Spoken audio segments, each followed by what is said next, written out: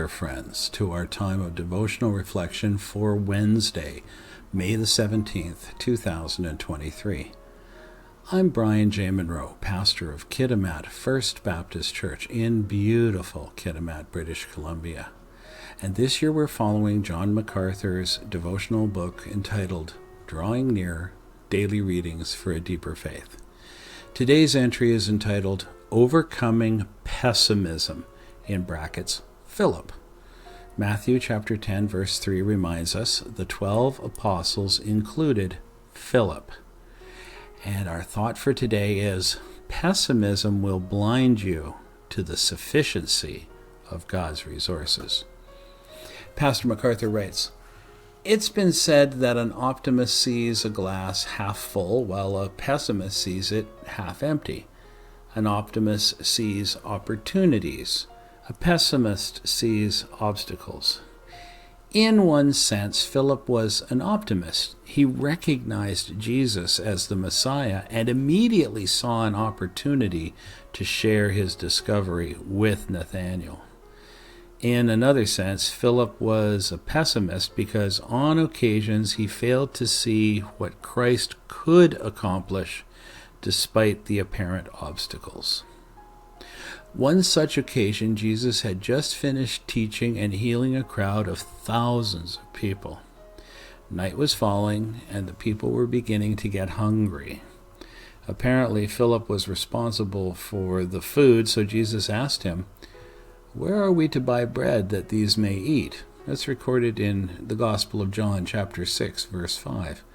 Philip said, 200 denarii worth of bread is not sufficient for them, for everyone to receive a little. That's from verse 7 in John chapter 6. In other words, we don't have enough resources in our whole savings account to buy enough food for a group this size. Philip's calculating, pragmatic, pessimistic mind could reach only one conclusion: this is an utter impossibility. Jesus knew all along how he was going to solve the problem, but he wanted to test Philip's faith. That's in verse 6 of John chapter 6. Philip should have passed the test because he'd already seen Jesus create wine from water at the wedding in Cana. That's recorded in the Gospel of John chapter 2, verses 1 to 11. Despite Philip's failure, Jesus didn't give up on him.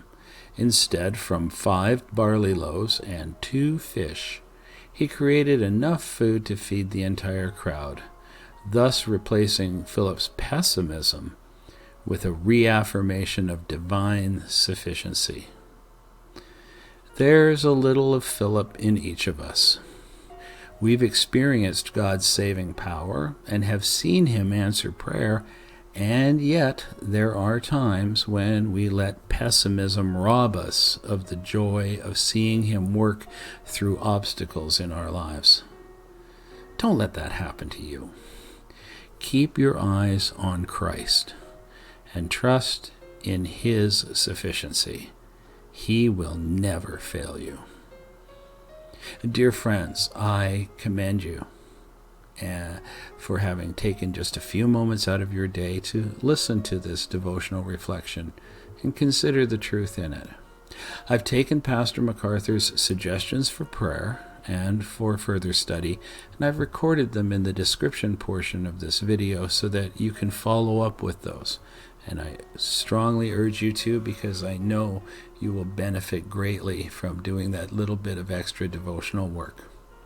Until we can be together again to hear another devotional reflection from Pastor MacArthur, I pray that's going to be tomorrow, I bid you, in the name of Christ, go in the peace of the Lord.